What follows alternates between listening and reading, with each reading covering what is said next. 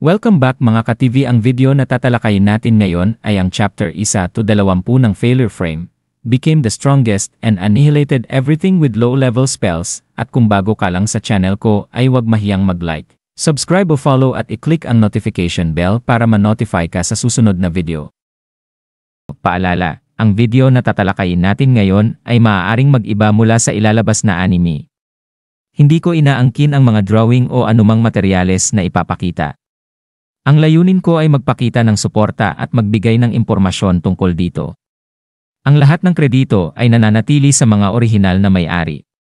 Maraming salamat, kasama ang kanyang mga kaklase, isang estudyante sa high school na si Memori Touka, isang tipikal na mob character, ay nasummon sa ibang mundo. Habang ang karamihan sa mga kaklase niya ay naging S-class at A-class na bayani, siya lamang ang naging isang rank E na bayani, ang pinakamababang ranggo. Dahil dito, siya ay pinabayaan ng Diyosang si Visis at itinapon sa isang guho na may 0 survival rate. Habang iniwan sa kalaliman ng kawalan ng pag-asa, gamit ang abnormal state skill na tinatawag na failure frame, patuloy na nilalampasan ni Touka ang mga balakid. Sa kabila ng kadiliman na walang liwanag na umaabot, ang tanging nasa isip niya ay, kapag nakabalik ako ng buhay, maghanda kayo. Ang dating pinabayaan at mob character na bayani ay maghihiganti upang maging pinakamalakas na Avenger. Dito nagsisimula ang kwento ni Memori Touka, at dyan nagtatapos ang chapter 1. Si Memori Touka ay patuloy pa rin sa pagharap sa maraming halimaw kung saan nasa tuktok na siya ng isang bato. Dahil dito mas lalo niyang naintindihan kung paano gamitin ang kanyang mga skill, lalo na ang sleep skill kung saan patuloy pa rin gagana ang poison skill hanggang sa mamatay ang target niya na hindi makalaban sa kanya. Habang nakikipaglaban siya, isa lang ang nasa isip niya at yun ay makalabas at makapaghigante sa Diyosa na walang intensyon na buhayin siya. Dahil dito naalala niya noong bata pa siya kung paano siya minaltrato ng kanyang ina at ama. At napagtanto niya kung gusto siya nila patayin ay unahin nila sila. Habang siya ay nagbabasa sa libro, nakita niya ang pahayag na mag-ingat sa Soul Eater at iba pang impormasyon tungkol sa kuweba. Dito may nakita siya ng isang robe at ginamit ito at nag-iisip kung ilang araw na siya o linggo naroroon. Habang nakikipaglaban sa mga halimaw, mas lalong lumalakas ang kanyang mga skill at napagtanto niya na ang tanging kahinaan niya ang atake sa likod na hindi niya makita. Buti na lang mas matalas ang kanyang sixth sense, nagbibigay sa kanya ng kakayahang makailag sa bawat atake ng kalaban. Sa kabilang dako, ang iba niyang mga kakalase ay bumubuo na ng grupo na nakatugon sa kanilang mga ranggo, lalo na ang mga S-class at A-class. Kaya napasaisip ang B, C at D-class na magsama-sama at akitin ang mga S at A-class na hero upang merong proprotekta sa kanila sakaling may mangyari. Samantala, si Memori Touka ay patuloy pa rin sa pagbabasa ng libro habang nakikipaglaban. Dito napag-alaman niya na ang nagmamay-ari ng libro ay tinatawag na Hero of Darkness kung saan itinapon din ng Diyosa hanggang sa makarating siya sa isang lugar na maari ang labasan at dito niya nakita ang Soul Eater. At dyan nagtatapos ang chapter 2 at 3. Si Memori Touka ay kaharap sa isang Soul Eater sa loob ng labyrinth. Iniisip niya kung paano nababasa ng kalaban ang kanyang mga galaw at makapag-atake ng mas mabilis kaysa sa kanya. Si Memori ay maaari lamang gumamit ng mga skill sa pamamagitan ng pagbigkas ng kanilang mga pangalan na hindi inahayaan ng Soul Eater. Iniisip niyang umatras upang mag-level up, ngunit napagtanto niyang wala ng mga halimaw na makakapagbigay ng karanasan at determinado siyang talunin ang Diyosang nasa likod ng kanyang suliranin. Kaya nagpapatuloy siya. Bigla, inaatake si Memori ng mga nakaririmarim na nilalang na ginawa mula sa mga mukha ng mga biktima ng Soul Eater. Pinaparalisa niya ang mga ito, ngunit nag-aalinlangan siyang gumamit ng lason sa mga human-shaped beings na nagdusa rin tulad niya. Tinutuyan ng Soul Eater ang kanyang kawalan ng pag-asa, na nagbigay sa kanya ng oportunidad upang mapagtagumpayan makast ang kanyang skill at direktang pinaparalisa ang Soul Eater. Pagkatapos, nilason niya ito. Ngunit gustong gumalaw ng Soul Eater, kaya mas lalong nagbigay pinsala ang poison skill ni Memori. Pagkatapos, naisip ni Memori kung paano siya minamaliit ng iba, na humantong sa kanyang tagumpay. Pagkatapos talunin ang Soul Eater, tumaas ng malaki ang antas at mga kasanayan ni Memori. Naririnig niya ang mga tinig ng mga dating biktima ng Soul Eater, na nagpapasalamat sa kanya, at ginagabayan siya sa mga nakatagong kayamanan. Isang kaluluwa, ang Dark Hero na si Anglin, ang humihiling kay Memory na talunin ang Diyosa. Bagaman walang nararamdamang obligasyon si Memory, ipinangako niyang tatapusin niya ito balang araw. Habang lumalabas siya sa labyrinth, ang liwanag ng araw ay nagdudulot ng nostalgic na pakiramdam sa kanya, at diyan nagtatapos ang chapter 4. Isang elf girl ang nagtatangkang tumakas mula sa isang grupo ng mga mababagsik na tagapaghabol. Napagtanto niyang tinutukso lamang siya ng mga ito, ipinapakita ang kanilang nakahihigit na kakayahan. Natukoy niya sila bilang ang Divine White, Savages Walker, isang kilalang grupo na binubuo ng 4 na alamat, Zalash Finebird, The Fang, Asura, The Demonic Heavenly Body, Joban Jengay, The Overwhelming Force, at Magats Bradinus, The Sword God. Ang mga ito ay ang mga apo ng mga bayani na tinawag sa mundong ito noong unang panahon, taglay ang pambihirang lakas at kapangyarihang mahika, naiintindihan ng elf girl na halos imposible ang makatakas mula sa kanila dahil sa kanilang walang humpay na paghabol at natatanging kakayahan. Napagtanto niyang wala siyang ibang magagawa kundi ang labanan sila. Tinawag niya ang mga espiritu upang humingi ng tulong, inuutos sa regalia ng mga espiritu na ariin ang kanyang katawan at ipahiram sa kanya ang kanilang kapangyarihan. Alam niyang nais ng kanyang mga tagapaghabol na mahuli siya ng buhay dahil iniiwasan nilang magbigay ng nakamamatay na mga atake at sa halip ay nagpapakalat ng kanyang lakas. Sa kaalamang ito, umaasa siyang magagamit niya ang kanilang estratehiya laban sa kanila at mabilis na makatakas bago maubos ng tuluyan ang kanyang lakas. Samantala, sa labas ng labyrinth, kumakain si Memory ng mansanas at nagmumuni-muni tungkol sa nilalaman ng isang aklat na iniwan ni Anglin, ang dakilang pantas at madilim na bayani. Ang aklat, isang ensiklopedya ng mga ipinagbabawal na sining, ay nagbubunyag ng mahahalagang impormasyon. Natuklasan ni Memory na ang Diyosa ay may pasibong kakayahan na tinatawag na The Goddess Disenchantment na lumilikha ng isang hadlang na nagtataboy ng lahat ng status ailments. Ang pagtuklas na ito ay nakapagpapagalit kay Memory ngunit hindi siya nagulat dahil ang Diyosa nga naman. Nalaman din niya na ang tagumpay ng mga kasanayan sa status ailments sa mundong ito ay napakababa na nagpapaliwanag kung bakit itinapon siya ng Diyosa. Nagtataka si Memory kung bakit laging nagtatagumpay ang kanyang mga kasanayan at isinasaalang-alang na ang kanyang ranggo, ay maaaring nangangahulugang extra na nagpapahiwatig ng isang bagay na lampas sa normal.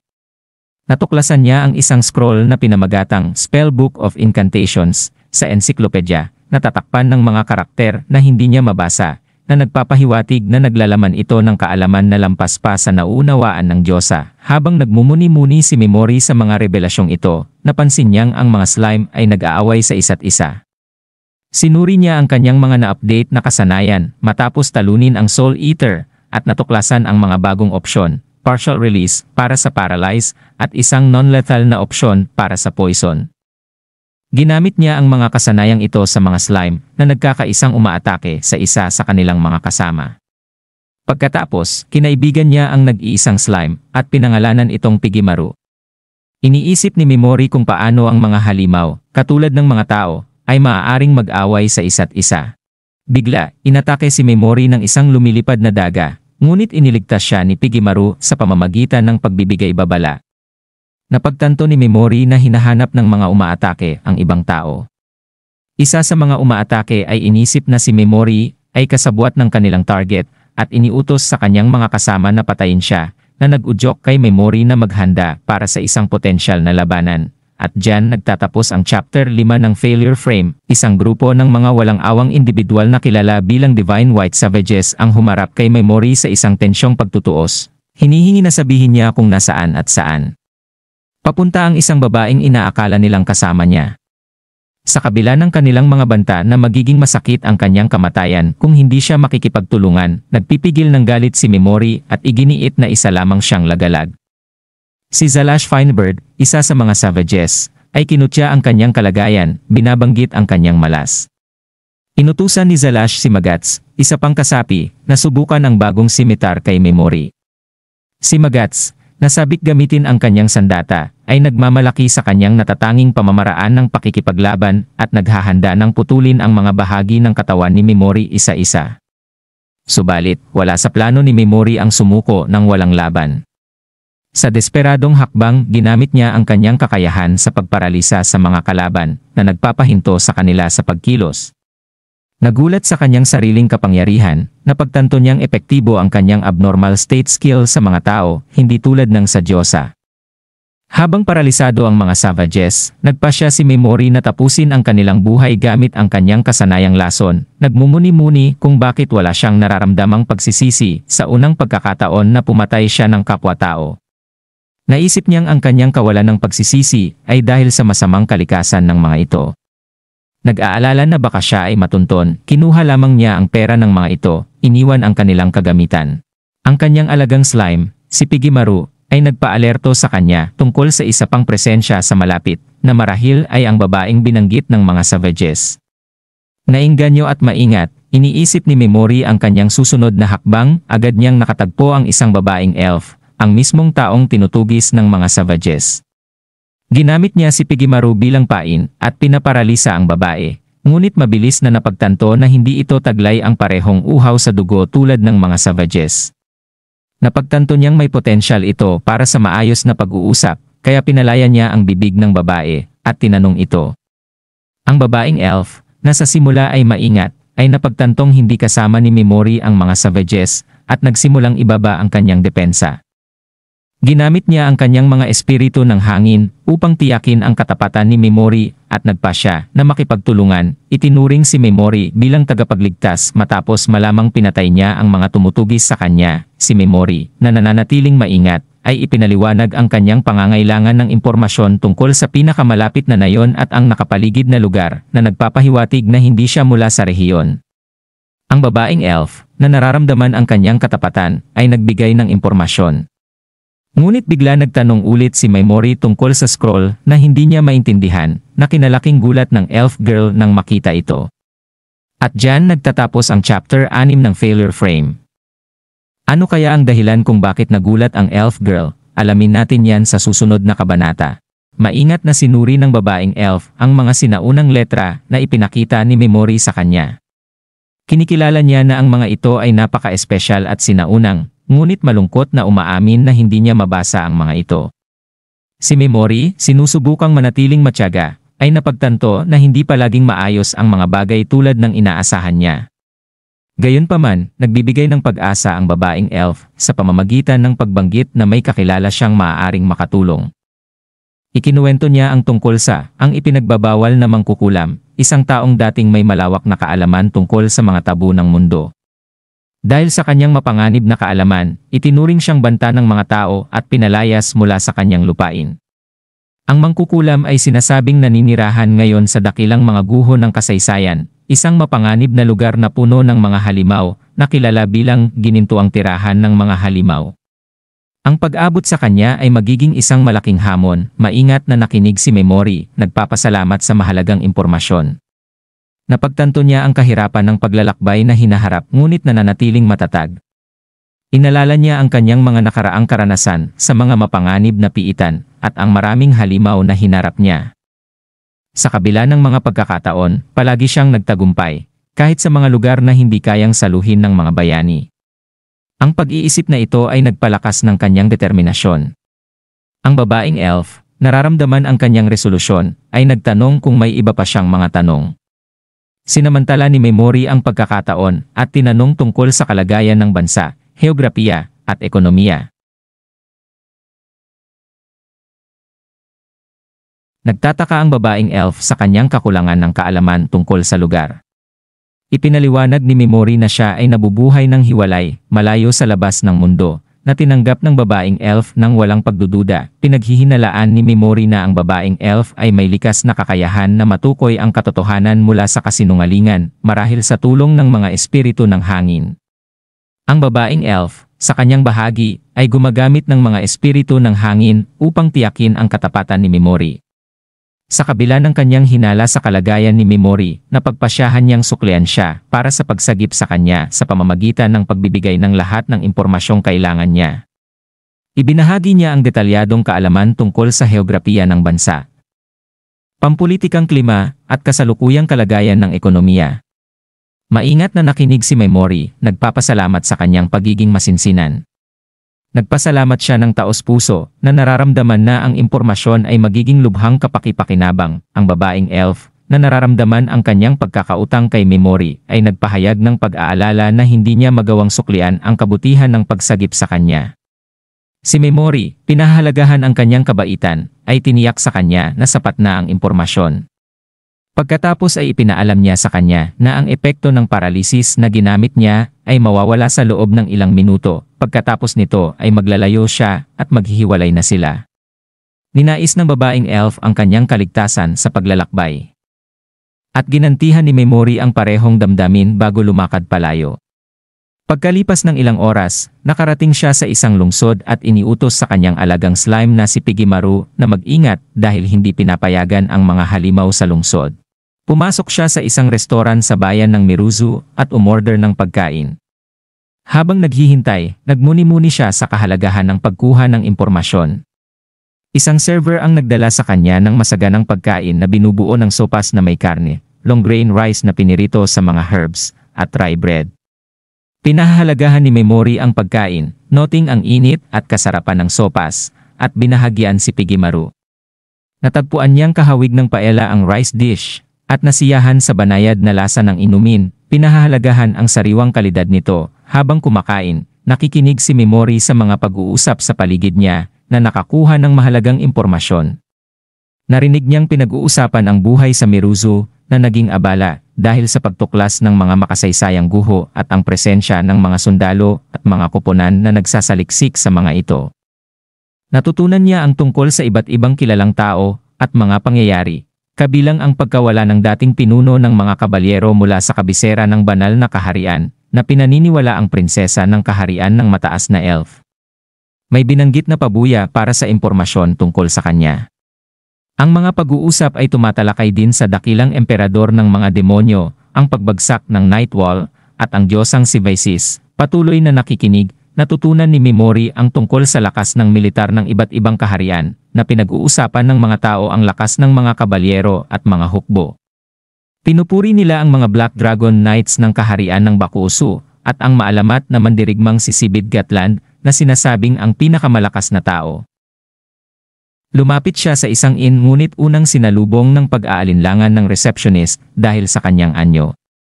Ipinaliwanag ni Memory na siya ay ninakawan at nakatakas lamang na may kaunting pera. Nag-alok siyang magbayad ng malaking halaga para sa isang kwarto at bagong damit, na nagpaniwala sa receptionist na hanapan siya ng kwarto.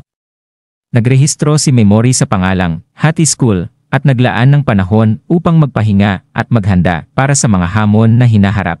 At diyan nagtatapos ang chapter 7 ng Failure Frame. 3 miyembro ng pangkat ng investigasyon ay naglalakad sa abandonadong makasaysayang lugar. Sinabi ng isa sa investigador na wala silang nakitang kakaiba, ngunit nababahala siya tungkol sa mga bangkay na kanilang nadaanan sa daan. Tumugon naman ang kapitan ng investigasyon na yun na maaaring ito ay mga sundalong napatay ng mga bandido o halimaw. At sinabihan siyang huwag mag-alala dahil karaniwan na itong nangyayari. Gayunpaman, habang nag-uusap sila, napansin ng kapitan na sira ang mga kristal, kaya tinanong isa ng isa niyang kasamahan kung ire-report na ba nila ito pagbalik, ngunit hindi nila ito agad ire-report sa alyon kundi isasama sa regular na ulat pagkatapos ng kalahating taon para makaiwas sa maraming tanong at investigasyon tungkol kung ano ang nangyari. Samantala, sa ibang bahagi ng lugar, si Memory, na nagpalit ng pangalan bilang Hattie, ay nagtanong sa receptionist tungkol sa pangangalap ng mga tao para sa pagsisiyasat ng Miruzu Historic Ruins. Sinabi ng receptionist na ang markis ay nagtitipon ng mga tao para magsiyasat sa mas malalim na bahagi ng mga lugar na iyon at may briefing sa plaza ng lungsod. Sinabi rin nito na sapat pa ang kanyang paunang bayad para manatili pa ng mas matagal doon. Sa kanyang pag-iisip, naisip ni Memory na kailangan niya ang tulong ni Pigimaru, ang kanyang alagang slime, upang mapalakas at masiguro ang kanilang kaligtasan laban sa diyosa. Alam niyang magiging mahalaga ang kakayahan ni Pigimaru sa pagdetect ng panganib, lalo na nung sa laban nila sa 4 na mandirigma. Napagdesisyonan niyang palakasin si Pigimaru upang mas maging handa sila sa mga susunod na laban. Habang naglalakad si Memory sa plaza, napansin niya ang isang tao na kilala sa tawag na The Flash Monk, Drogeti, na nagkukumpulan at dineklara na siya si Serasu Ashren. Ang estranghero na babae ay iginiit na siya ay ang prinsesa ng mga High Elf, Ngunit pinabulaanan niya ito at sinabi na siya ay si Miss Barucas, hindi si Seraso. Naging komosyon ito at halos makipag-away ang estranghero sa babae, ngunit nagwakas ito nang mapatunayang mali ang kanyang akala. Pagkatapos ng insidente, nilapitan ni Miss si Memory at nagpasalamat sa kanya dahil naramdaman niya na tutulungan siya ni Memory at mag-cast ng skill.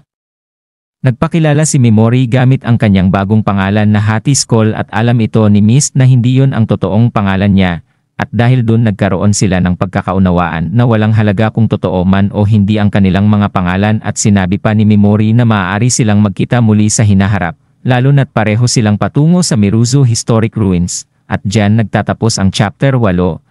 Ipinahayag ng Marquis ng Miruzu ang pagkakatuklas ng bagong antas sa mga makasaysayang guho na nasa kanyang kontrol at iniimbitahan ang lahat na naroroon upang ito ay tuklasin. Nag-aalok siya na bilhin ang anumang kayamanan na maibabalik sa mataas na halaga at nangangako na makikipagnegosasyon ng positibo sa presyo ng pagbili. Bukod pa rito, nag-aalok siya ng malaking gantimpala na 300 gintong barya sa sinumang makakakuha ng lihim na kayamanan. Ang Dragon's Eyes ay cup na nakatago sa loob ng mga guho. Ang karamihan ay masiglang tumugon sa balitang ito. Lumapit si Mist kay Memory at pinayuhan siya na bagamat hindi siya magkakaroon ng problema sa mga normal na halimaw, may iba pang paraan upang kumita ng pera bukod sa paghahanap ng Dragon Cup. Ipinaliwanag niya na ang pagguhit ng mga mapa ng bagong antas, pagbibigay ng impormasyon tungkol sa mga lokasyon ng halimaw, at pag-uulat ng bilang ng mga napatay na halimaw ay mababayaran din na pagtanto ni Memory na matalino ang Marquis sa paggamit ng mga bayarang sundalo tulad nila bilang advance party upang makakalap ng impormasyon at malinis ang mga malalakas na halimaw, sa gayon ay matitiyak ang kaligtasan ng kanyang mga personal na sundalo bago sila ipasok. Ang estratehiyang ito ay nagpapahintulot sa Marquis na makakuha ng mahalagang kaalaman at mapanatiling ligtas ang kanyang mga tauhan. Nagpasalamat si Memory kay Mist sa kanyang tulong at kinilala ang kanyang kabatiran sa mga motibo ng Marquis. Mapagkumbabang sinabi ni Mist na likas lamang na tumulong sa iba kung kaya mong makita ang mga motibo sa likod ng mga bagay na ito. Napansin ni Memory na namumula si Mist. Bigla na lang hinimatay si Mist at sinalo siya ni Memory. Napansin ang mga maitim na bilog sa ilalim ng kanyang mga mata. Ipinahayag niya ang kanyang pag-aalala sa kalagayan ni Mist, at inamin naman ni Mist na hindi siya nakatulog ng maayos kamakailan, ngunit tiniyak niya na magpapahinga siya bago pumasok sa mga guho. Nagre-reflect si Memory sa kanyang pagkabata na pinalaki ng mga walang malasakit na magulang at naunawaan niya na kapag sinabi ng isang tao na sila ay maayos, kadalasan ay may dinaranas silang mahirap na bagay. Nagpasya siyang tumulong sa mga mabubuting tao tulad ni Mist at umaasa siyang magkakaroon sila ng mas maraming mabubuting bagay. Pumasok siya sa mga guho ng Miruzu, natagpuan ang kapaligiran na nakakapagpakalma at hindi niya kailangan ng sulo dahil sa mahiwagang liwanag na ibinibigay ng kanyang alaga na slime, si Pigimaru. Habang tinutuklas niya ang bagong antas, nakatagpo si Memory ng maliit na minotaur na madali niyang naparalisa at nalason bago patayin gamit ang kanyang kutsilyo. Kinolekta niya ang mga mahalagang materyales mula sa Minotaur. Nagmumuni-muni kung gaano kadali ang mga halimaw na ito kumpara sa mga nasa inabandona na makasaysayang guho. Ipinagpatuloy niya ang kanyang paggalugad at nakatagpo ng iba pang mga halimaw na madali niyang natalo sa tulong ni Pigimaru. Habang nagagalugad, narinig ni Memory ang pag-uusap ng Flash Monk at ng dalawa pang lalaki. Ang Flash Monk, na dati nang nagdulot ng eksena sa plaza, ay nagpaplano ng paghihiganti sa isang babae na nagpakahiya sa kanya. Nag-aalok siya ng malaking gantimpala para sa pagkakahuli at pagkamatay ng babae, ipinahayag ang kanyang kagustuhan na pahirapan ito. Naalipusta si Memory sa kanilang kalupitan, lumapit siya at hinarap sila. Binantaan siya ng Flash Monk, ngunit pinaparalisa ni Memory ang grupo at nangangakong durugin ang kanilang kayabangan at pakainin sila sa mga halimaw. Habang papalapit ang mga halimaw, iniwan ni Memory ang mga paralisadong kontrabida sa kanilang kapalaran, naramdaman ang kasiyahan sa pagbabayad sa kanilang kasamaan ng makatarungang paghihiganti. Nagmumuni-muni siya sa kanyang sariling mga halaga, naniniwalang ang kabutihan ay binabayaran ng kabutihan at ang kasamaan ay binabayaran ng kasamaan. Determinado siyang suportahan ang mga taong mabait at tapat. Ipinagpatuloy ni Memory ang kanyang paggalugad sa mga guho, handang protektahan at tulungan ang mga karapat-dapat. At diyan nagtatapos ang Failure Frame Chapter 9. Sa antas 14 na, nakasalubong ni Mimori ang isang grupo ng mga bayarang sundalo na nagbabala sa kanya tungkol sa mga kakaibang pangyayari sa isang makasaysayang guho. Ikinuwento nila na parehong mahina at malakas na mga halimaw ang namamatay ng walang sugat sa labas, at naiulat ang nakalalasong gas sa bagong antas, na pinaghihinalaan nilang maaaring may kaugnayan sa sumpa ng Dragon Asa Cup. Ang pinuno ng grupo, na bahagi ng mga bayarang sundalo ng Saber Tiger, ay nagbigay ng babala at inanyayahan si Mimori na sumama sa kanilang pag-urong, ngunit tumanggi siya, nagsisinungaling na may kasama siyang mga kaibigan. Napagtanto ni Mimori na ang hindi pangkaraniwang pagkamatay ng mga halimaw ay maaaring dulot ng kanyang mga aksyon, at nag-aalala siya na maaaring ipahiwatig nito ang kanyang presensya. Pagdating sa antas 17, natuklasan ni Mimori ang Dragon Asa Cup, at nakatagpo ang isa pang bayarang sundalo na nagngangalang Mist. Nabigla si Mist na makita si Mimori doon, dahil inakala niyang siya ang unang dumating. Inalok ni Mimori sa kanya ang tasa, na unang tinanggihan ni Mist dahil sa pakiramdam na wala siyang mayalok na katumbas na halaga. Gayunpaman, ipinangako ni Mist ang kanyang katapatan at kakayahan bilang kapalit ng tasa, at pumayag si Mimori sa kondisyong panatilihin niyang lihim ang ilang mga bagay at magbigay ng impormasyon tungkol sa mga kalapit na bansa. Habang nagpapatuloy sila, ipinakilala ni Mimori si Mist sa kanyang alagang slime na si Pigimaru, na agad na nagustuhan si Mist. Ang mga kasanayan sa pakikipaglaban ni Mist ay kaagad na nasubok nang makaramdam siya ng halimaw at mabilis itong napuksa, na ikinahanga ni Mimori. Pinahahalagahan ni Mimori ang kanyang mga kakayahan at ang karanasan ng pagkakaroon ng kasosyo sa mapanganib na kapaligiran na ito, at pinahahalagahan ang bagong alyansa habang sila ay patuloy na mas lumalim sa guho, at diyan nagtatapos ang Failure Frame Chapter 1-0. Naalala ni Mimori na nakita na niya ang isang bagay na ito at ginamit ang kanyang kapangyarihan upang buksan ang pinto. Pagkapasok nila, sinabi niyang kailangan nilang magpahinga. Pagkatapos, tinanong ni Mimori si Mist tungkol sa mga halimaw. Sinabi niya na gusto niyang malaman ang pagkakaiba ng mga halimaw na may gintong mata at yung mga walang gintong mata tulad ni Pigimaru. Ipinaliwanag ni Mist na may mga halimaw na walang gintong mata na maaaring maging kaibigan ng mga tao, tulad ng mga nasa talaan ng sinaunang pantas na si Anglin, na isang tamer ng slime. Ang mga halimaw na may gintong mata ay napaka-hostile sa mga tao at sinasabing may malaking karanasan. Ang mga tao sa kontinenteng ito ay tinatawag itong soul power.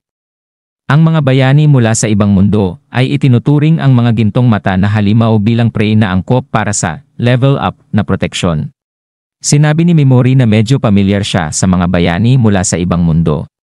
Idinagdag pa ni Mist na hindi nakakakuha ng experience points mula sa pagpatay ng mga tao, kundi mula lamang sa mga halimaw, kaya't ang mga gintong mata na halimaw ay napakahalagang mapagkukunan ng experience points.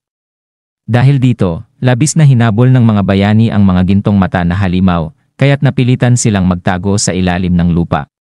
Sinabi ni Mimori na kaya maraming gintong mata na halimaw ang naninirahan sa mga underground historic ruins. Sumang-ayon si Mist at sinabi na ang isang katlo ng mga gintong mata na halimaw ay nagtipon sa mga lugar ng dakilang historic ruins at bumuo ng isang habitat doon. May mga tala tungkol sa ilang historic ruins na may malakas na kapangyarihan ng selyo na pinipigilan ang mga halimaw na makalabas sa ibabaw ng lupa. Sa isip ni Mimori, naalala niya na marahil iyon ang historic ruin na pinadala siya noon. Ayon sa alamat, ang pinagmumulan ng lahat ng kasamaan ay nagpakawala ng evil element na nagdulot ng malaking epekto sa buong mundo, kaya't ang mga halimaw na likas na mabagsik ay naging mas mabangis at nagkaroon ng gintong mata. Ang mga mababait na halimaw tulad ni Pigimaru ay hindi nagbabago, ayon sa teorya ni Anglin na kumalat, samantala, sa kaharian ng Alyon, sa timog kanlurang bahagi, sa Demon Skeleton Historic Ruin, ipinakita ni Kirihara Takuto. Isang srank na bayani, ang kanyang kakayahan sa pamamagitan ng pagpatay sa boss ng mga skeleton sa isang atake lang. Ang kanyang mga kaklase ay humanga sa kanya, sinasabing siya ay kahanga-hanga at cool. Sinabi ni Kirihara na siya ang rank na leader, at kasama niya sina Rank o Yamada Shougo, at iba pang mga rank na bayani. Ipinaliwanag niya na ang kanilang grupo ay binubuo ng mga bayani na kaya niyang pamunuan, at walang anumang problema na hindi nila kayang lutasin. Sa bawat laban, ipinagdiriwang nila ang kanilang pagtaas ng antas at tagumpay. Sa ibang lugar, sina Takao Itsuki at Takao Hijiri ay nag-uusap, Sinabi ni Hijiri na ang pinakamahalaga ay malaman ang sistema at ang kanilang mga kaaway at kaalyado. Ipinaliwanag niya ang iba't ibang grupo sa kanilang mga kaklase, ang grupo ni Kirihara, ang grupo ni Ikusaba Asagi na karamihan ay babae, ang grupo ni Yasu Tomohiro na binubuo ng mga lalaki, at si Sogo Ayaka na lumalaban mag-isa dahil sa pagtutol niya sa Diyosa. Si Sogo Ayaka, isang srank na bayani, ay iniisip ang kanyang responsibilidad na protektahan ang iba. Naalala niya ang kanyang usapan sa Diyosa, kung saan inalok niya na akuin ang mga tungkulin ng mga hindi kayang gampanan ang kanilang papel bilang bayani upang hindi sila itapon. Pinuri siya ng Diyosa, ngunit naisip ni Sogo na ito ay isang hamon. Naisip niya ang mga aral ng kanyang lola tungkol sa responsibilidad na kaakibat ng kapangyarihan. Nagpasya si Sogo na kailangan niyang maging mas malakas upang maprotektahan ang lahat, lalo na't hindi niya nailigtas si Memori Toka noon. Nangako siyang gagawin ang lahat para hindi na muling mangyari yon, at diyan nagtatapos ang chapter 11 ng Failure Frame. Kahit na tumaas na ang antas ni Sogo, wala pa rin siyang natatanggap na natatanging kasanayan at tinatanong niya ang kahalagahan ng kanyang mga istatistika dahil hindi niya nararamdaman ang anumang pagkakaiba. Sa isang engkwentro, naputol ang kamay ni Sakura ng isang malakas na halimaw na ikinagulat ni Sogo na napagtanto na ang nilalang na ito ay mas malakas kaysa sa anumang nakaharap nila dati. Agad na binigkis ni Kashima ang sugat ni Sakura na nagpapakita ng kanyang kasanayan sa pang-emergency na paggamot at binibigyang diin ang kahalagahan ng kanyang mga aksyon sa pag-iwas sa pagkamatay ni Sakura. Determinado na protektahan ang kanyang mga kasama, nagpasya si Sogo na harapin ang halimaw mismo na naalala ang mga turo ng kanyang lola tungkol sa sining ng pakikipaglaban. Ginamit niya ang isang teknik na tinatawag na Kisoryu Helix Spear, Collapsing Star, upang salagin ang atake ng halimaw. Na pinagsasama ang kanyang pagsasanay sa sining ng pakikipaglaban at ang kanyang pinalakas na mga parameter bilang isang bayani. Habang nagpapatuloy ang labanan, nagcast si Kirihara ng isang spell na muntik ng tamaan si Sogo, ngunit nakatutok sa isang halimaw sa likuran niya na nagdulot ng sandaling pagkalito at tensyon. Nagpasalamat si Sogo kay Takao dahil kung wala siya tiyak siya ang tinamaan sa tira ni Kirihara. Sa Alien Kingdom, pinuri ng Diyosa si Sogo sa kanyang pagsisikap laban sa Skeleton Knight ngunit pinuna siya sa pagkatamlay sa bandang huli. Pinagaling niya ang naputol na kamay ni Sakura, ngunit ipinahayag ang kanyang mga limitasyon sa madalas na paggamit ng ganoong kapangyarihan. Iminungkahi ng Diyosa na sumali si Sogo sa grupo ni Kirihara, ngunit tumanggi si Sogo dahil sa pakiramdam niyang hindi siya makikipag-ugnayan ng epektibo kay Kirihara. Binalaan siya ng Diyosa tungkol sa mga responsibilidad ng isang ranked hero, ngunit iginiit ni Sogo na gagampanan niya ang kanyang mga tungkulin sa kanyang sariling paraan. Pagkatapos ng pulong, binitawan ng Diyosa ang kanyang magalang na pagkukunwari, ipinakita ang tunay niyang pag-ayaw kay Sogo, samantala, sa mga sinaunang guho, iniisip ni Memori ang lakas ng Skeleton King at inaalagaan ang kanyang bodyguard na si Mist, hinihikayat siyang magpahinga. Sa kabila ng pag-aatubili ni Mist, nagcast si Memori ng isang sleep spell sa kanya upang matiyak na makakapagpahinga siya. Habang pinagmamasdan si Mist, natuklasan ni Memori na siya ang Valkyrie, Serasu Ashren, na napansin ang kanyang normal na mga tainga ng elf at kinumpirma ang kanyang mga hinala tungkol sa genjutsu na nagbago sa hitsura ni Mist. At diyan nagtatapos ang chapter 12 ng Failure Frame. Si Memori at Mist, na alam ang paparating na labanan, ay naghahanda para sa isang komprontasyon sa makapangyarihang Skeleton King, isang kalabang mas malakas kaysa sa mga nakaharap nila dati. Habang naghahanda sila, binalaan ni Mist si Memori tungkol sa paparating na panganib at tinukoy ang Skeleton King na may liksi at paglaban sa mahika. Bago simulan ang laban, pinatitiyak ni Memori kay Mist na itatago niya ang kanyang tunay na pagkakakilanlan bilang Serasu Ashren. Ipinaliwanag niya ang kanyang kakayahang gumamit ng teknik na tinatawag na sleep, na tumutulong sa iba na magpahinga nang hindi pinakikialaman ang kanilang mga tungkulin. Ginamit niya ito sa kanya dahil sa kanyang mahinang kalusugan na ang layunin lamang ay tumulong. Si Mist, na umaasa sa mga kapangyarihan ng espiritu upang baguhin ang kanyang anyo at palakasin ang kanyang mga sandata, ay isiniwalat na siya ay nagdurusa sa insomnia dahil kailangan niyang ialay ang kanyang pagnanais na matulog sa mga espiritu. Habang tinatalakay nila ang kanilang mga kakayahan at bumubuo ng estratehiya, isiniwalat ni Memori ang kanyang tunay na pangalan, Toka Memori, at tiniyak kay Mist na itatago niya ang kanyang pagkakakilanlan. Ang gawaing ito ng tiwala ay nagpapatibay sa kanilang pakikipagsamahan at pumayag silang magtulungan ng pantay. Binigyang diin ni Memory na hindi si Mist ang kanyang alipin kundi ang kanyang kapantay, karapat-dapat sa respeto at tiwala sa gitna ng kanilang paghahanda. Ang Skeleton King ay papalapit ng papalapit. Pinag-isipan ni Memory na gamitin ang kanyang natatanging kakayahan upang maparalisa at malason ang Skeleton King, habang plano ni Mist na salakayin ang mga mahihinang bahagi nito gamit ang kanyang mga kakayahan mula sa espiritu. Sila ay nagtutulungan sa pagdidirekta ni Memory kay Mist na gamitin ang kapangyarihan ng mga espiritu upang mapataas ang kanyang kakayahan sa pagtuklas ng panganib at liksi na nagpapahintulot sa kanya na maiwasan ang mga atake ng Skeleton King. Sa gitna ng matinding labanan, matagumpay na naipataw ni Memory ang kanyang mga kakayahan upang pahinain ang Skeleton King. Nakatagpo sila ng isang misteryosong itlog sa gitna ng mga kalansay na napagpasyahan ni Memory na dalhin, nagtitiwala sa mga instinto ni Pigimaru tungkol sa kahalagahan nito. Matapos matagumpayan ang dungeon, nagkaroon ng pagkakataon sina Memory at Mist na magmuni-muni sa kanilang tagumpay. Binati ni Memory si Mist sa kanyang mga pagsisikap, na binabanggit na ang tunay na kredito ay para sa kanya. Gayunpaman, mapagpakumbabang inilalaan ni Mist ang kanilang tagumpay sa pamumuno ni Memory. Isiniwalat niya na inalok siya ng isang lugar upang manatili sa mansyon ng Marquis, ngunit tumanggi, mas pinipiling manatili kung saan siya maaaring magpahinga at maging siya mismo. Naiintindihan ni Memory ang pangangailangan ni Mist na magpahinga, kaya inayos niya para magkaroon siya ng pribadong silid sa lodge.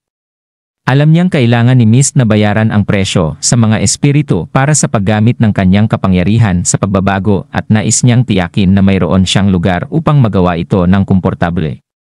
Lubos na naantig si Mist sa pag-iisip ni Memory, nagmuni-muni kung gaano siya kamaingat kumpara sa iba na madalas naakit sa kanyang kagandahan kaysa sa kanyang tunay na sarili. Naalala ni Mist ang kanyang nakaraan kasama si Himsama na hinikayat siyang humanap ng taong maaari niyang pagkatiwalaan. Napansin ni Himsama ang pasanin na dulot ng kagandahan ni Mist at ninais niyang makita itong maging masaya at magtiwala sa isang tao. Ngayon, si Toka Memory, nararamdaman niya ang isang katulad na tiwala at koneksyon. Sa kabila ng pagiging magkaibang tao, parehong ipinakita ni Himsama at Toka Dono ang tunay na pag-aalaga at konsiderasyon sa kanya, na lubos na nagpaantig sa kanyang damdamin, at diyan nagtatapos ang chapter 13 ng Failure Frame. Inalok ni Memory si Seras ng isang mahalagang hiyas bilang gantimpala sa pag-escort sa kanya. Nagulat si Seras at kinilala ito bilang isang batong Azure Dragon, isang bihirang at maalamat na hiyas na nagmumula sa isang Azureid na dragon, isang nilalang na may lakas na antas ng kalamidad. Sa kabila ng napakalaking halaga at pambihirang katangian nito, iginiit ni Memory na ibigay ito bilang gantimpala. Sa kanyang isipan, naalala ni Memory na nakuha niya ang bato mula sa mga biktima sa abandonadong makasaysayang guho na inaakalang sila'y mga mayayaman noong kanilang panahon. Si Seras, na labis na nasorpresa sa halaga ng bato, ay unang tumanggi na tanggapin ito. Pagkaraan, sa labas ng pinto, sinabi ni Seras kay Memory na dapat siyang makabalik mula sa Marquis upang makuha ang mga gantimpala bandang 1:00 ng hapon. Napansin ni Memory na tila abala rin ang Marquis at nais tapusin ang lahat bago magtanghali. Si Seras, na'y nagpapaalam at nangakong babalik. Plano ni Memory na maghintay sa harap ng tuluyan bandang tanghali. Pagpasok muli, nagdesisyon si Memory na gawing produktibo ang kanyang libreng oras. Kinausap niya ang kanyang slime na alaga, si Pigimaru, tungkol sa paggamit ng mga materyales mula sa Skeleton King upang ipagpatuloy ang eksperimento sa pagpapahusay ng gamot para sa mga alaga. Bagaman inalok niya si Pigimaru na huwag nang ituloy kung natatakot ito, matapang na nag-thumbs up si Pigimaru, nagpapakita ng kahandaan.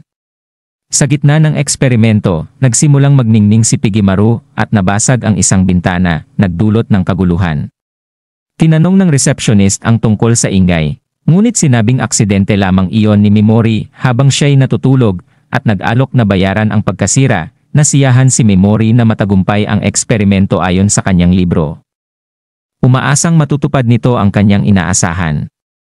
Habang papalapit ang tanghali, lumabas si Memory at napansing hindi pa bumabalik si Seras. Siya'y nag-aalala, alam niyang hindi ugali ni Seras ang maliit ng walang dahilan. Iniisip niya ang kanilang paglalakbay magkasama at nagtitiwalang hindi ito aalis ng walang pasabi.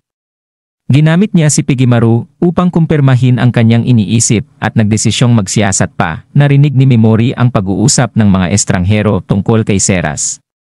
Binanggit nila na ang kanyang pagkakakilanlan bilang Valkyrie, ang dating pinuno ng banal na mga kabalyero, ay nabunyag sa mansyon ng Marquis. Isang magisyan na kilala sa pagsira ng Genjutsu ang nagpakita ng kanyang tunay na mukha, na tumutugma sa larawan ng dating pinuno ng banal na mga kabalyero. Mabilis na kumalat ang mga tsismis at ngayon, ang mga mersenaryo kasama ang banal na mga tagapagbantay ay naghahanap na sa kanya, naniniwalang siya ay tumakas patungo sa madilim na kagubatan. Natutunan ni Memori na ang makapangyarihang Black Dragon Knights, na pinamumunuan ng pinakamalakas na tao sa mundo na si Sivit Gatland, ay kasali rin sa pagtugis na nagpapabigat pa sa sitwasyon. At dyan ang tatapos ang chapter 14 na ng Failure Frame. Si Mist ay tumatakbo sa madilim na kagubatan. Tinutugis ng mga Black Dragon Knights na nakasakay sa isang nakakatakot na dragon. Habang tumatakbo siya, iniisip niya ang ironya ng pagbabalik sa kagubatan bilang isang takas. Ang presensya ng isang makapangyarihang salamangkero sa mansyon ng Marquis ay nagpabigla sa kanya at napilitan siyang tumakas dahil nasira nito ang kayang Genjutsu na magpalit anyo. Tumakbo siya palayo at inalala ang kanilang pinag-usapan ni Memori na magkikita, na maaring hindi niya magawa at isipan ni Memori na tinaksilan siya ni Mist, na pagtanto ni Mist na hindi niya matatakasan ang kanyang mga humahabol. Hindi nagtagal, siya ay napalibutan ng mga Black Dragon Knights na kinikilala bilang pinakamalakas sa mundo. Ang mga mandirigmang ito ay pinamumunuan ng makapangyarihang 5 Dragon Warriors, ngunit sa ibabaw nilang lahat ay si Sivit Gatland, na kilala bilang pinakamalakas ng sangkatauhan. Si Sivit ay hindi isang banal na nilalang o bayani ng alamat, kundi isang tao na nakamit ang walang kapantay na lakas sa pamamagitan ng kanyang sariling pagsusumikap, kaya't ginawang isang mabagsik na puwersa ang mga Black Dragon Knights. Ang kanyang presensya lamang ay nagpapatibay sa kanilang reputasyon. Isang sundalo ang nagulat kay Sivit na natagpuan na ng Team Oban si Mist. Habang pinagmamasdan ni Sivit ang sitwasyon, sinabi niya na bagaman ang utos ay patayin siya, siya ay nagtataka sa lakas ng Valkyrie ng Ie. Naramdaman ni Mist ang presensya niya at nadama ang matinding presyon. Ang pag-iisip na haharapin si Sivit, kahit na matalo niya ang ibang mga mandirigma, ay nagpapanginig sa kanyang mga tuhod.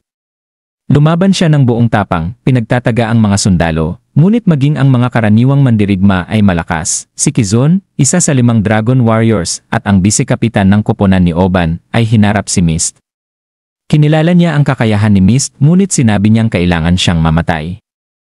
Napansin ni Mist ang kanyang lakas at napagtanto na ang kanyang mga kapangyarihan ay limitado dahil sa pilit na pagbasag ng kanyang Genjutsu. Hindi niya matawag ang mga light spirits o magamit ang baluting na buo mula sa kanilang pagsasanib. Kailangan niyang umasa sa mga espiritong natitira sa kanya. Habang sila ay naglalaban, tinutuya siya ni Kizun na napapansin ang kanyang pagkapagod at kawalan ng buong lakas. Inalisan siya ng sandata at itinali ang kanyang mga kamay sa likod. Si Kizun, na may nakakasindak na tono, ay nagsabing nagbago ang kanyang isip tungkol sa basta na lang siya patayin. Ipinahayag niya ang kanyang hangaring lapastanganin siya, kinukutya ang kanyang katayuan bilang banal na mandirigma na kilala sa kanyang kagandahan.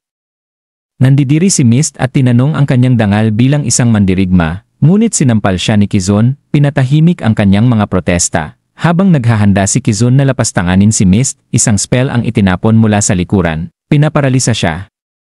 Naguguluhan, sinubukan ni Kizun na maunawaan kung ano ang nangyayari.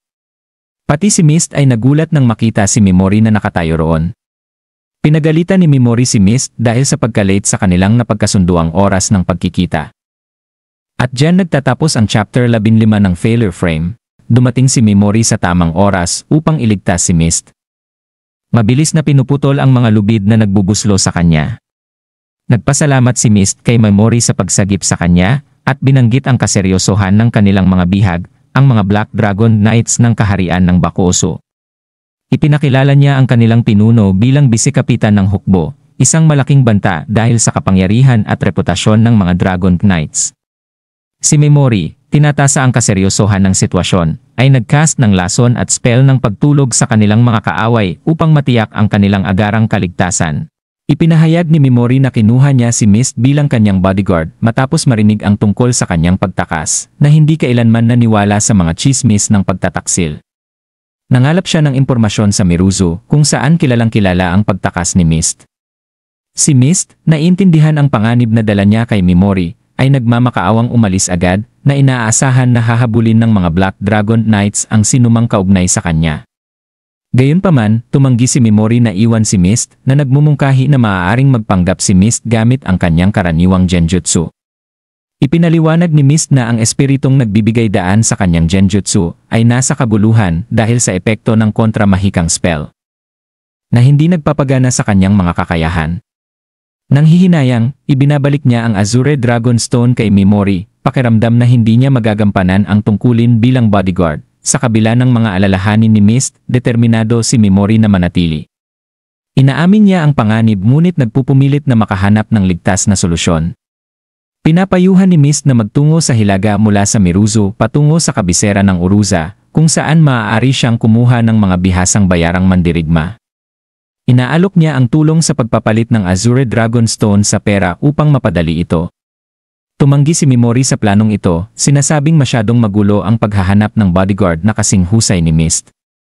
Kinikilala niya ang banta ng mga Black Dragon Knights, ang pinakamalakas na kabalyero sa lahat ng lupain, at nagmumungkahi na magtago si Mist sa Witch of Tabuos, isang lugar na kilala sa pagiging sikreto at kaligtasan.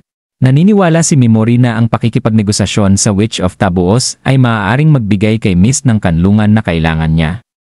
Naniniwala siya na ang espiritong hangin ni Seras, na kayang matukoy ang kasinungalingan, ay magiging napakahalaga sa mga negosasyon.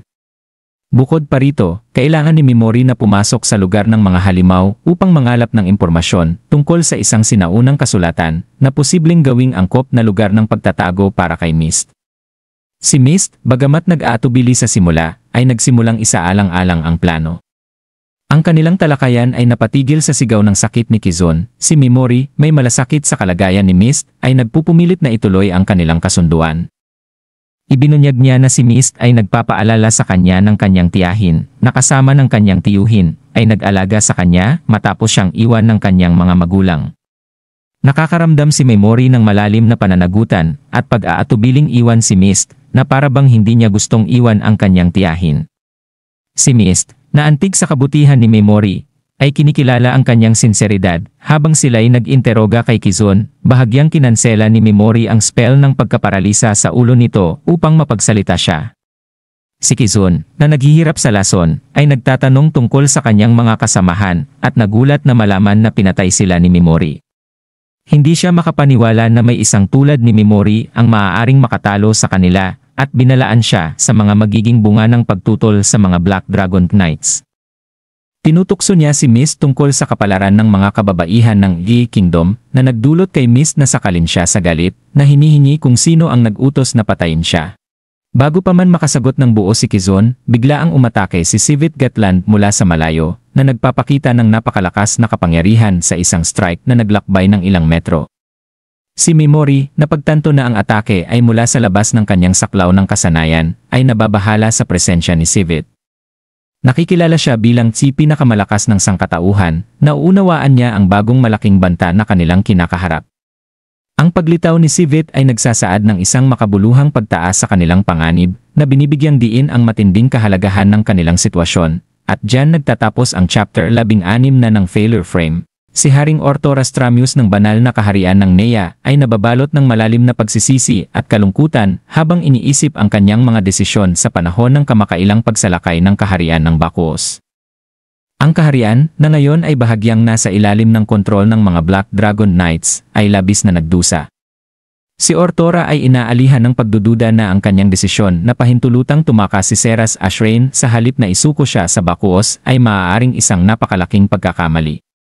Ang banal na kaharian ng Nea ay nasa kaguluhan, ang mga mamamayan ay galit sa kanya, at si Ortora ay naguguluhan sa patuloy na pagdurusa.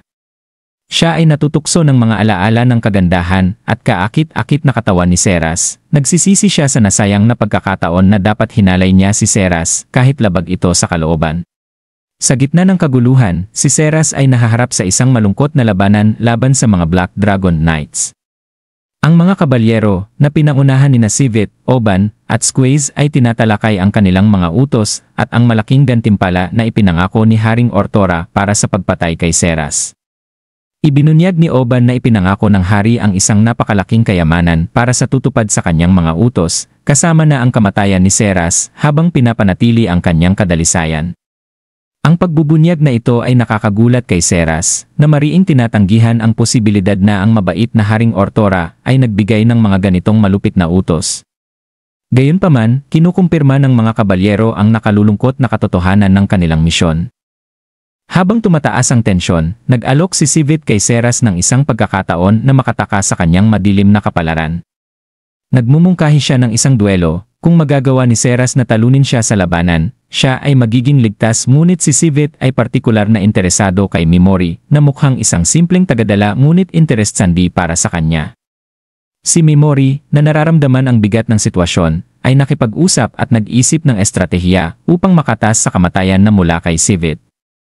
Si Sivit na walang ibang gusto ay makaharap ang isang mandirigma na magbibigay sa kanya ng kasihayan at maaring maging isang banta sa kanyang buhay, dahil dito naisip ni Mimori na maari niya itong makamit kung makakalaban niya ang mga bayani sa ibang mundo. At sinabi ni Sivit na maari itong mangyari dahil sa kanilang divine blessing maari silang makaabot sa kanyang antas ng mas mabilis, dahil dito ibinunyag niya ang kanyang tunay na pagkakakilanlan bilang Touka Mimori, isang bayani mula sa ibang mundo, na naggulat kay Sivit. Ang pagdedeklara ni Mimori na siya ay maaaring maging isang matinding kalaban para kay Sivit ay nagdadala ng bagong dinamika sa laban, na posibleng magbago ng balance ng kapangyarihan sa mapanganib na pagharap na ito. At diyan nagtatapos ang chapter 17 ng Failure Frame.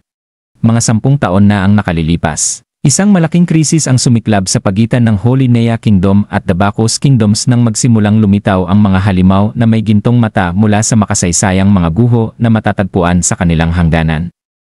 Ang kakaibang pangyayaring ito ay nagbunsod sa dalawang kaharian na kumilos kaagad na nagresulta sa isang magkasanib na pagsisikap militar upang harapin ang banta.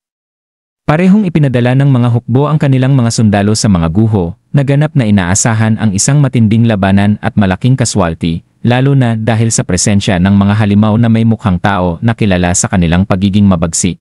Gayunpaman, pagdating nila sa mga guho, nakatagpo ang mga sundalo ng isang hindi inaasahang at kamanghamanghang tanawin.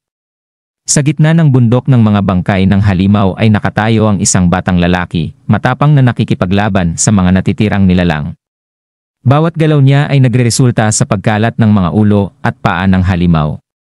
Ang pinakapansin-pansin ay ang malinaw na kasiyahang nadarama niya sa labanan, ang kanyang mukha ay nagniningning ng isang nakakabahalang saya. Ang kanyang maliwanag na pulang mga mata ay kumikislap ng tindi na naging sanhi upang halos mapagkamalan siya ng mga hukbo bilang demonyo sa alamat. Ang mga halimaw, na tila kinikilala ang kapangyarihan ng batang lalaki, ay nagsimulang umatras ng gulong-gulo na nagbigay ng pagkakataon sa mga hukbo na puksain ang natitirang mga banta. Ang batang ito, na kalaunan ay nakilala bilang Sivit Gartland, ay lumitaw bilang hindi inaasahang bayani ng labanan. Pagkatapos ng pangyayaring ito, ang hindi masisiyahang pagnanais ni Sivit para sa makapangyarihang mga kalaban ay nagbunsod sa kanya, upang maging pinuno ng mga Black Dragon Knights, na pinamumunuan ng pag-asang makatagpo ng karapat-dapat na kalaban. Bagaman hindi kabilang sa lahi ng Diyos, lahi ng demonyo, o nagtataglay ng anumang bayani na dugo, si Sivit ay isang pambihirang anomalya sa loob ng lahi ng tao, isang walang kapantay na mandirigma. Sa isang hiwalay at kagiliw-giliw na pagliko ng mga pangyayari, sina Mist, Oban, at Squeeze ay nag-uusap tungkol sa pagdating ni Touka Mimori, isang bayani mula sa ibang mundo, na pinatawag ng isang diyosa. Ang pag-uusap ay nagbubunyag ng kanilang pagkagulat sa pagkakakilala sa ganoong bayani, na si Sivit ay nagpapahayag ng partikular na interes kay Touka. Sa kanilang pagtatagpo, naging malinaw ang kakayahan ni Sivit na maramdaman ang mga kasinungalingan habang iniinteroga niya si Touka tungkol sa kanyang natatanging sitwasyon at mga layunin. Si Touka, na maingat na tinatahak ang pag-uusap sa katotohanan para hindi malaman na ito'y bahagyang kasinungalingan, ay nagpapaliwanag na ang kanyang ranggo sa mga pinatawag na bayani ay iba, na nagbibigay sa kanya ng isang antas ng kalayaan. Ang natatanging status na ito ay ibinigay sa kanya ng diyosa, na nagpapahintulot sa kanya na kumilos ng independyente mula sa iba pang mga bayani. Si Sivit, na interesado sa katapatan at potensyal ni Touka, ay nagtanong patungkol sa kanyang mga layunin. Ipinahayag ni Toka ang kanyang hangarin na lumakas, na layuning maabot ang antas ni Sivit at lampasan pa ito. Plano niyang makamit ito sa pamamagitan ng pagpunta sa lugar na pinamumugaran ng mga halimaw na may gintong mata, gamit ang mga laban upang umangat. Sa kabila ng paunang pag-aalinlangan, natagpuan ni Sivit ang determinasyon at estratehiya ni Toka na kawili-wili na nagdulot sa kanya na pumayag na palayain si Toka at ang kanyang kasama na si Seras Ashrain. Ang desisyong ito ay hinimok ng pagkilala ni Sivit sa potensyal ni Toka at ang pangako ng isang hinaharap na labanan. Habang nagpapatuloy ang kanilang pag-uusap, maingat na tinatahak ni Toka ang mga tanong ni Sivit. Tinitiyak na nagbibigay siya ng mga sagot na umaayon sa kanyang mga intensyon nang hindi masyadong nagbubunyad. Binibigyang diin niya ang kanyang pangako na bumalik upang harapin ang Diyosa at tuparin ang kanyang tungkulin, habang nagpapahiwatig ng kanyang hangarin na kalaunan ay hamunin si Sivit. Namangha sa determinasyon at talino ni Toka, ipinahayag ni Sivit ang isang halo ng kasiyahan at pag-apruba na kinikilala ang katapangan ni Toka at determinasyon na makalaya sa mga karaniwang inaasahan. Ang pagtatagpo ay nagtatapos sa pagsang-ayon ni Sivit na palampasin ang presensya ni Seras Ashrain. Nakinikilala ang kanyang kahalagahan sa pag-unlad ni Toka. Sa kabila ng mga pagtutol ni Oban, iginiit ni Sivit na palayain si Seras, na nagpaplano na bigyan si Toka ng pagkakataong lumakas sa pamamagitan ng kanilang pakikipagsosyo. Binabalaan niya si Seras na tiyakin na maabot ni Toka ang kanyang buong potensyal, na nagpapahiwatig ng mga kahihinatnan kung siya ay mabigo. Habang naghahanda si Sivit na umalis, sinasamantala ni Toka ang sandali kung kailan mababa ang guard ni Sivit, nagpataw agad siya ng paralyze spell na agad nalaman ni Sivit. Ang matapang na hakbang na ito ay nagha-highlight sa katapangan ni Toka at ang kanyang walang pag-aalinlangan na paniniwala sa kanyang potensyal na lampasan ang pinakamalakas ng sangkatauhan. At diyan nagtatapos ang chapter 18 ng Failure Frame. Si Mimori ay di makapaniwala at lampas sa kanyang inaasahan. Iniisip na ang kanyang pag-urong ay isang simula sa mas dramatiko at mas pinakahihintay na eksena. Para kay Sivit, ang labanan ay parang isang epilogo, senyales ng pagtatapos. Napansin ni Mimori na ito ay isang pagkakataon. Ang takot ay nagpapababa sa bantay o guard ng Soul Eater noong nakaharap niya ito, habang ang lakas ng loob ay kinakailangan upang pababain ang pagiging maingat ni Sivit.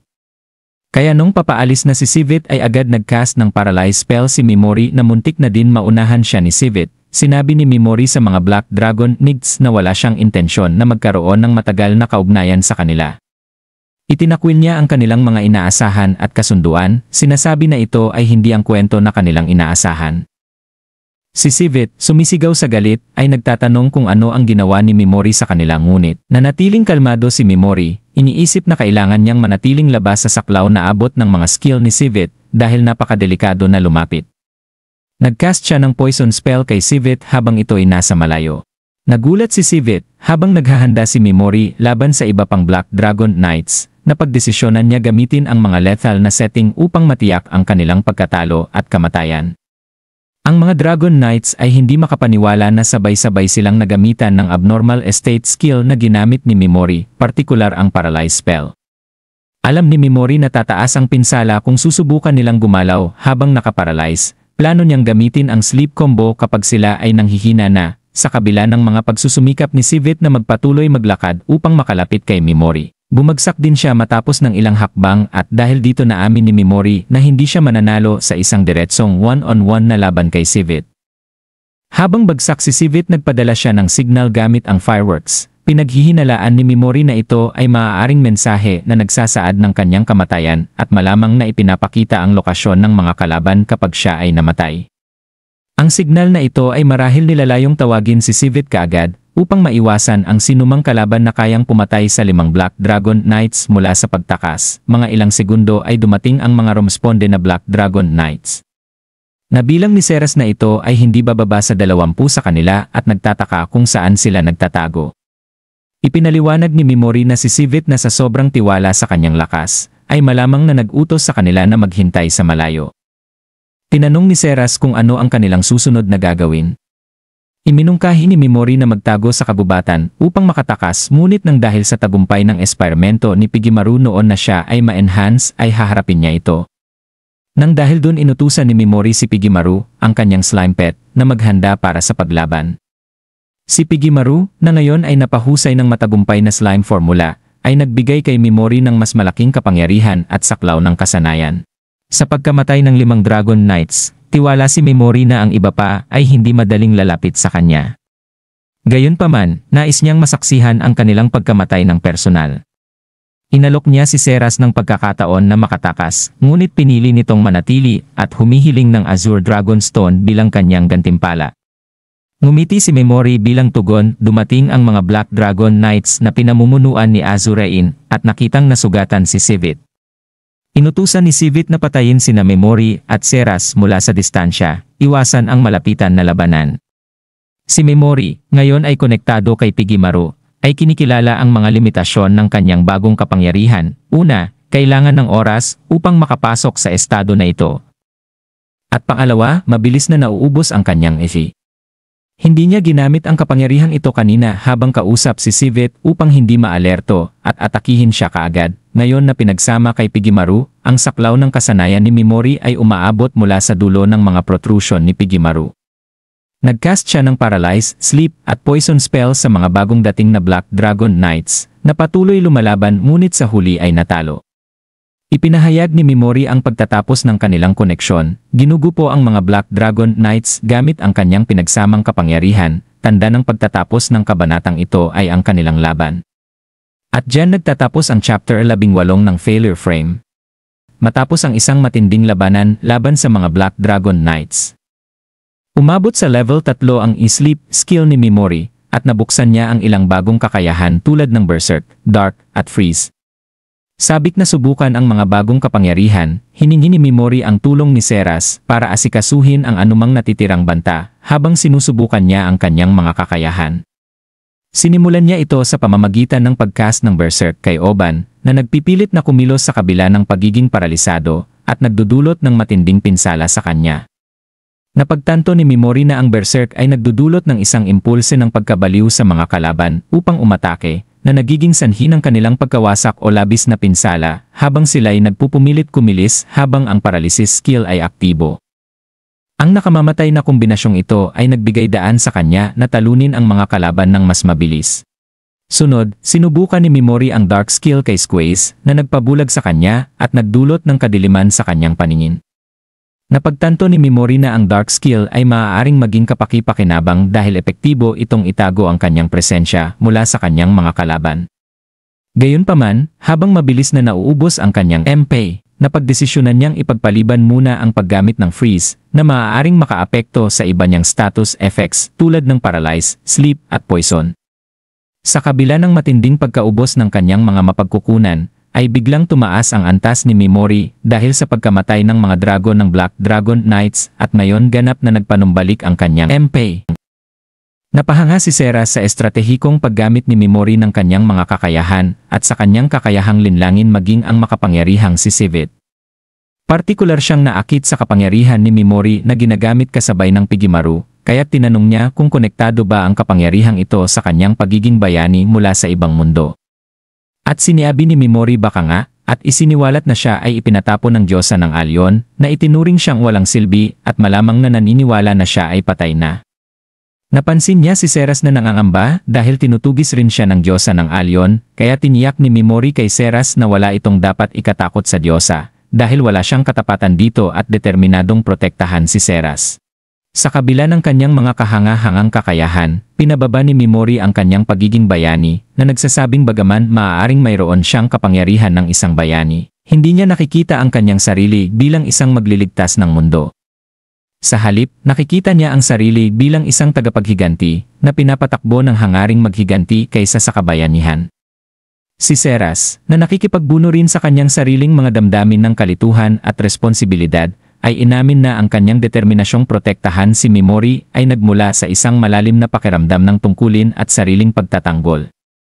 Hindi niya kayang isipin ang pagkawala ng taong nagligtas sa kanya, at ang kanyang pagpupursigi na protektahan si Mimori ay nakatulong sa kanyang pagtuon ng pansin sa laban. Habang papalapit sa wakas ang laban at nalalapit na sa kanilang kamatayan ang mga Dragon Knights, napag-isipan ni Mimori ang emosyonal at psikolohikal na epekto ng kanyang mga nakamamatay na kakayahan. Napagtanto niyang mahirap ang maghintay ng pagkamatay ng mga kalaban mula sa lason, at maraming tao ang hindi kayang magpatuloy sa pagpatay ng hindi nakararamdam ng awa o takot. Naiintindihan ni Mimori na upang epektibong magamit ang mga mapanganib na kakayahang ito, kailangan niyang patigasin ang kanyang puso at supilin ang anumang damdamin ng awa. Ang panloob na pakikibakang ito ay nagpapakita ng madilim na bahagi ng kanyang kapangyarihan at ng mga pasaning kaakibat nito. Sa wakas, si Sivit Gartland, ang pinakamalakas sa mga knight, ay nasa bingit ng kamatayan, halos walang malay dahil sa sleep skill ni Mimori. Sa kanyang huling mga sandali, inalala ni Sivit ang kanyang mga pangarap noong bata pa siya na maging pinakamatibay na mandirigma na hinimok ng mga kwento ng kabayanihan. Ibinunyag ni Mimori na bagaman siya ay tinawag mula sa ibang mundo, hindi siya ang uri ng bayani na magliligtas ng mundo. Sa halip, ipinakilala ni Mimori ang kanyang sarili bilang isang tagapaghiganti, isang taong naghahangad ng paghihiganti kaysa sa katarungan, at diyan nagtatapos ang chapter 20 ng Failure Frame. Muli kung bago ka lang sa channel ko ay huwag kalimutan mag-like, subscribe o follow para masali ka sa notification squad. Maraming salamat.